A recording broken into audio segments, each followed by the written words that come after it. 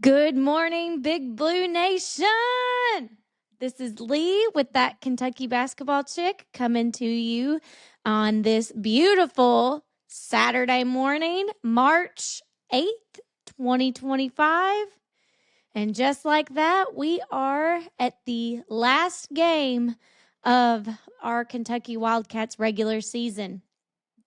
And we are playing Mizzou at Mizzou. So, we've got a lot to unpack because last week I was in Mexico with my husband.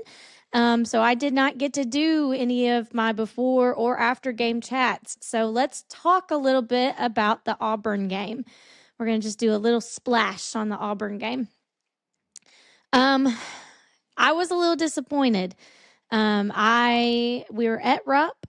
I thought, maybe we could, keep up a little bit better, maybe even win the game. I thought we could possibly do that. We do have the capability to do it, but in reality, we just did not perform like we needed to. Honestly, I thought even if we lost, we would keep up with them. It'd be a closer game. We did get to watch it in Mexico, but it was we kind of fell flat.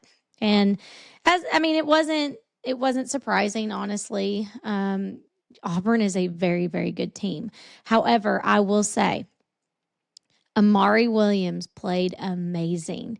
He held Johni Broome to 1 point in the first half.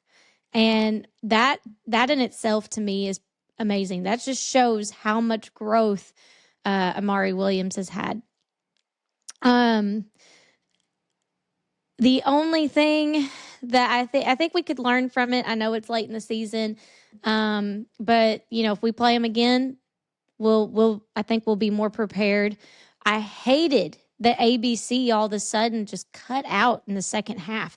What in the world happened there? When we were in Mexico, we thought maybe it was something with our connection. No, it was everywhere. That can't happen. I'm sorry. We missed a lot of the games. Maybe they didn't. Take into account for how many times the refs in the SEC conference review, because I think there was 4 or 5 in the first half. So maybe that's what happened. I don't know. Actually, no, I do know what happened. There was a fire. So can't really prevent that. You can prevent a fire, but you can't really plan, I guess, for that. So that was a little disappointing, but we came back on Tuesday night when we played LSU, got the W, won tremendously. It was great to see a great Rupp win, and it was senior night.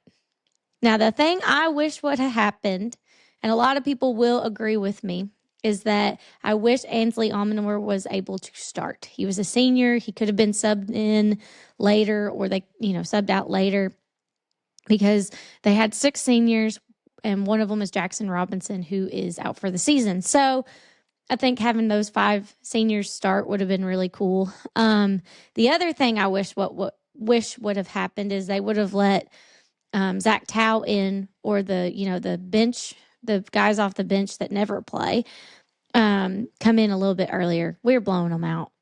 0.2 seconds. Come on, Pope. Come on. But that story about Zach Tao is actually really, really cool. He was a walk-on. He tried out and beat at least 60 other guys.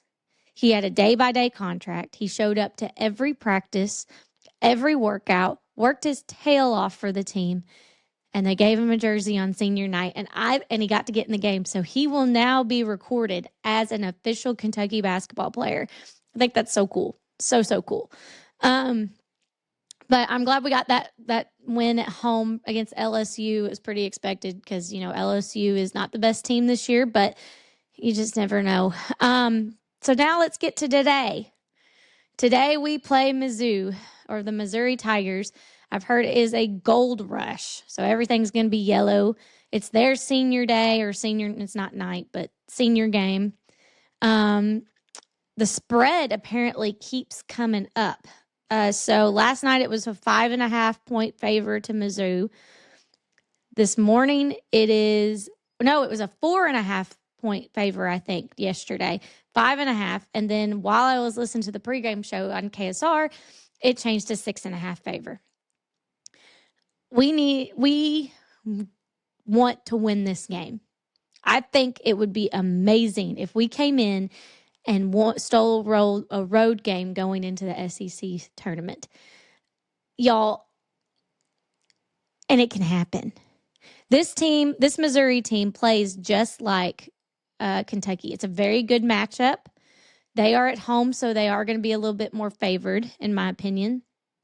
But they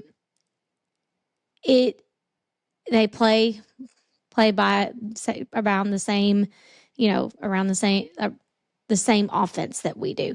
So and defense. So I think it's going to be who makes the most threes. So what that means is Kobe Bray has got to come out and make 3 to 5.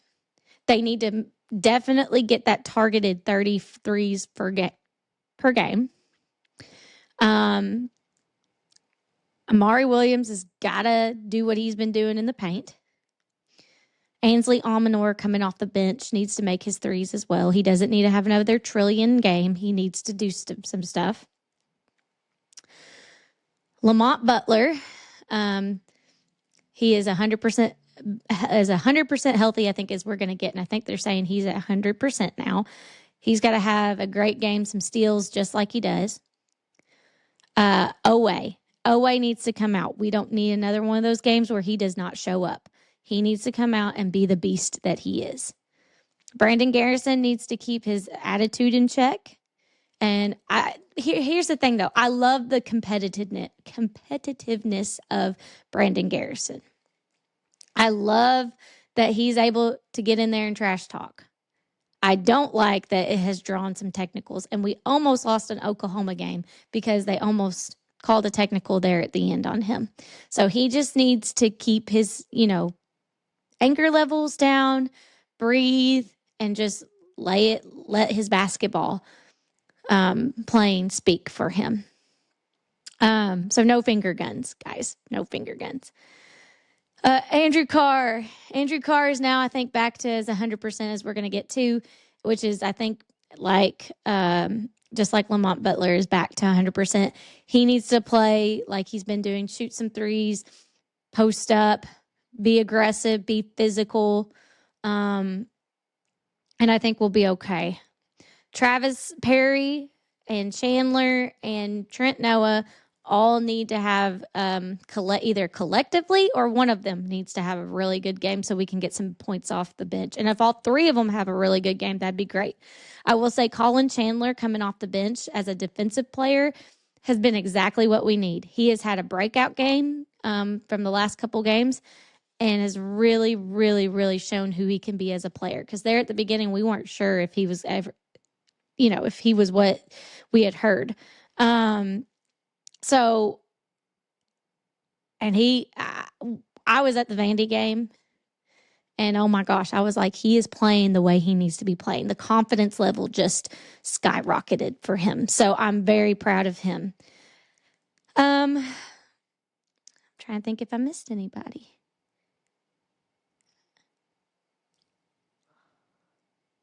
I said Amari, Carr, Kobe, Ansley, Lamont, Owe. I think I got it. And Garrison. I think I got everybody this time. So I think as long as we come out playing, we don't have to play a near perfect game. We need to keep our turnovers under control. We cannot have 18 turnovers in this game. We got to keep hold of that ball. I don't know about you guys, but when Amari Williams, when he's at the top of the key, when he has the ball, he makes me so nervous. Have y'all noticed he shuffles his feet? And I can't believe he hasn't been called on that more, honestly. It makes me so, so nervous. He's 7 foot tall, so he's not a point guard, but we've been playing him as a point guard, which to me is hilarious, but whatever. What What else needs to happen? We just need to go in there and show them who's boss. We need to show them that we are Kentucky. And we're going to come into your house. You're not going to storm the court on us. It happens more often than not. And we're going to come in and we are going to have the game of the century. We are not the century, but we're going to have a great game. And we are going to show you who we are. And it's the last game of the season. I cannot believe how fast this season has gone by. It has flown. Cannot believe how quickly we're here. And Wednesday, the SEC tournament starts. So we're almost through the first year of the Mark Pope era. It's crazy. And honestly, this year has been a success. I'll do this week more of a recap of our regular season. And especially since it's the first year of the Mark Pope era, I don't think the only thing I think that would be better, make this team this season better, is if we beat Arkansas. And we didn't, but that's okay. And it looks like some of these brackets that we're seeing, depending on what seed we are, we might play them again, which would be pretty cool. We'll just see what happens. A lot of things, a lot of seeding scenarios are riding on what happens today. So I'm excited. It's going to be a great game today. I am predicting a win for the Cats. Of course, I'm predicting a win for the Cats. The score, I think, is going to be, let's say, 87-83. I think it's going to be that close. 87-83. I think we're going to shoot the lights out. We're going to have a great three-point shooting game. We're going to hit our free throws. We're going to keep our turnovers to a minimum. Pope is not going to sub out like he's been subbing out. I will say, LSU game, he got more in a rhythm on the sub outs. He didn't clear the bench every time. And I think he realized, okay, I can sub out, but I cannot have three of those guys, or a whole lineup change, because the other team will go on a run. And I think, if he sees that and sees, because the analytics, he's very analytical. He will stick to the analytics. But I think the analytics are showing that. When you sub before the TV timeout and you're taking the majority of your best players off the court and putting in our bench, and our bench can't keep up yet. They're freshmen, besides Ansley. But he's not a ball handler. He's not, he is a 3-point shooter and, that kind of thing. I think it shows that you've got to have some of those starters in, and you've got to have what mix well with each of them. So I think he saw that with the LSU game. Kind of wish he would have seen it earlier, but I'm not the coach. So he's going to do what he wants to do, but that's just what it is. I'm excited. Again, we're going to win. Calling it. And I'm excited. Let's finish strong in Missouri and hand Mizzou let's take a win back to Lexington. All right. Let's go, Cats.